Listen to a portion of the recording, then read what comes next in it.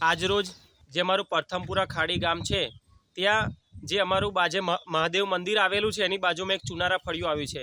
તો ત્યાંના ચુનારા સોમાભાઈ હુકાભાઈ તેઓનું ગત રાત્રે એમના 2 ગાયનું મારણ થયું છે। તો તેની જાણ મને કરતાં સવારે તો મેં સ્થળ પર જઈ ચકાસણી કરતાં કે હા 2 ગાયનું મારણ થયું છે। તો મેં જે તે ફોરેસ્ટ અધિકારીને જાણ કરી કે અમારું પ્રથમપુરા ગામે આ જે 2 ગાયોનું મારણ થયું છે તો તેનું પંચક્યાસ કરી તેને યોગ્ય વળતર મળે તે માટે એમને મેં જાણ કરી।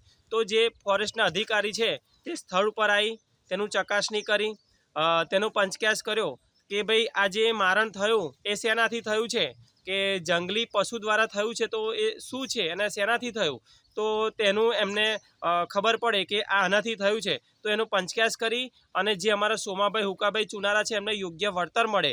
અને જે આ સોમાભાઈ છે એનું અગાઉ પણ એમના 2 ગાયનું મારણ થયું છે, પણ અગાઉ અમે જાણ એટલે નથી કરી કે જે આનાથી જાણ કરીએ તો પબ્લિકમાં ભયનો માહોલ સર્જાય એના માટે અમે જાણ નથી કરી। તો અમારે સરકારશ્રીને તથા ફોરેસ્ટ અધિકારીને જાણ એ કરવી છે કે અમારું છેલ્લા ઘણા સમયથી ઘણા સમયથી અમારું જે પ્રથમપુરા જાલમપુરા ખાડી જે ગામ મારી જૂથ ગ્રામ પંચાયત છે એ મહીસાગર કિનારે આવેલું છે। તો ઘણા સમયે અવારનવાર ખાડીમાં પણ જાલમપુરામાં પણ ગાયનું અગાઉ મરણ થયેલ છે, બકરીઓનું પણ મરણ થયેલ છે। તો સરકારશ્રીને અમારી રજૂઆત છે કે વહેલામાં વહેલી તકે એનો યોગ્ય નિકાલ કરે। હમણાં છેલ્લા અઠવાડિયા પહેલાં જે અમારું પ્રથમપુરાથી જે રાણિયાનો રસ્તો છે તેનો પણ એક વિડીયો વાયરલ થયો છે કે જે રસ્તો આવે છે ત્યાં એક દીપડો ત્યાંથી નીકળતો હોય છે, પસાર થતો હોય છે, એનો વિડીયો પણ વાયરલ થયો છે।